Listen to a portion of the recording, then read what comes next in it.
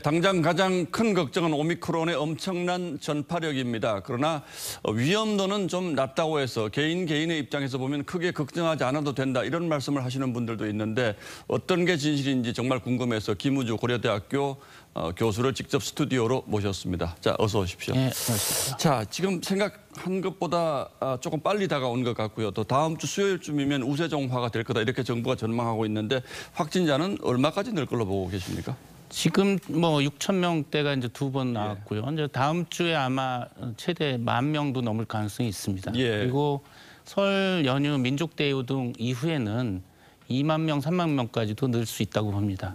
뭐 어떤 분들은 10만 명 이렇게 예상하는 분들도 있는데 그건 너무 이제 비관적인 시나리오겠죠. 그렇게까지 가지는 않을 것 같습니다. 그 전에 이미 뭐 거리두기 강화라든지 국민들이 많이 이제 주의를 해서 뭐 10만 명까지 가지는 않지 않을까 싶습니다. 교수님께 오늘 여쭤보고 싶은 가장 궁금한 게 이 오미크론의 증세가 어느 정도인가. 많은 분들이 뭐 감기처럼 지나간다 이렇게 말씀하시는 분들도 있어요. 어떻게 봐야 됩니까? 네, 맞습니다. 이제 오미크론이 전염력이 델타 대비 2배 내지 3배 빠르고 근데 미국이나 영국이나 앞선 아마공 사례를 보면 중증도는 뭐 3분의 1 내지 2분의 1로 그건 사실입니다. 근데 문제는 건강한 성인들은 뭐 가볍게 앓고 지나가지만 여전히 60세 이상이나 기저질환자는 중증화 가능성이 있고 중증화율이 만약 3분의 1이라 하더라도 확진자가 3,000명에서 3만 명 10배가 늘어나면 절대적인 중증 환자 수는 3배가 늘어나는 것이죠. 그만큼 의료 시스템에 과부하가 걸리는 것이기 때문에 여전히 가볍게 봐서는 안 된다. 치명률이 낮다고 하더라도 숫자가 늘어나면 그 가운데 중환자가 많이 나올 수 있다. 이제 이런 걱정이 있다. 그렇죠. 이 말씀이시죠. 자, 이제 오늘 일단 4군데 지역에 대응 단계가 발령이 됐는데 한꺼번에 전국적으로 하지 않고 이렇게 하는 건 어떤 의미가 있는 겁니까? 뭐 전남, 광주, 뭐 이 경기, 평택, 안성 4군데로 시범 사업처럼 얘기를 하는데.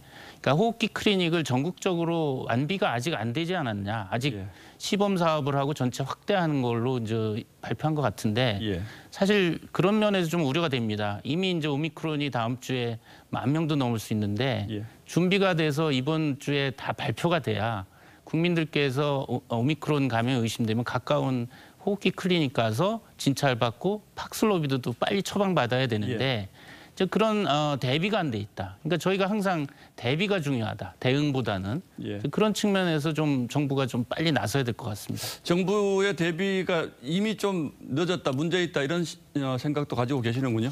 그렇죠. 그러니까 2020년 가을에 독감하고 코로나 트윈데믹 우려될 때 그때부터 호흡기 전담 클리닉을 전국에 500개를 만들어 대비해야 된다 했던 것이거든요. 근데 그것이 아직까지도 충분히 준비가 안 됐다라는 것으로 생각이 됩니다. 먹는 치료제가 들어왔는데 이 먹는 치료제는 뭐 좀 도움이 될까요? 뭐 팍슬로비드는 증상 시작 5일 이내에 고위험군에서 경증 중등증에서 투약을 하면 중증 사망을 88% 줄여주니까 획기적인 약이죠. 근데 문제는 지난 금요일부터 국내에서 2만 1,000명분이 들어왔는데 100여 명밖에 처방이 안 됐습니다. 왜 그렇습니까, 그건? 그것은 이제 우선은 아까 제가 말씀드린 투여 대상이 한정돼 있고 고위험군 5일 이내.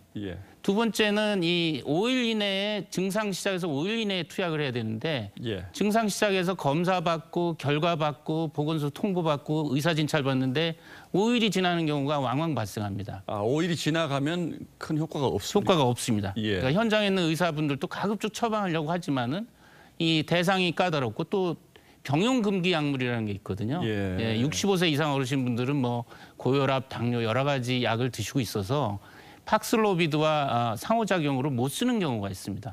어떻게 보면 찻대고 폿대고 하니까 실제 처방 대상이 줄어드는 건데 오늘 60세로 낮춘 건 잘한 거지만 제가 보면 연령 제한을 아예 해제하는 것이 좋습니다. 왜냐하면 60세 이하에서도 지금 중증으로 돌아가시는 분들이 있거든요. 아예 해제하는 것이 낫겠다. 알겠습니다. 마지막으로 한 가지만 더 여쭤보겠습니다. 지금 부스터샷들 많이 맞고 계신데 이건 도움이 될까요? 도움이 됩니다. 3차 접종을 하면 감염 예방을 70% 하고 중증 사망도 이제 90%, 80, 90% 예방이 되니까 맞는 것이 좋습니다. 근데 지금 접종률이 좀 지지부진하죠. 일단 백신은 빨리 좀 맞는 게 좋겠군요. 잘 알겠습니다. 어쨌든 걱정을 좀 해야 되는 상황인 건 분명하군요. 고려대학교 김우주 교수님 오늘 말씀 잘 들었습니다.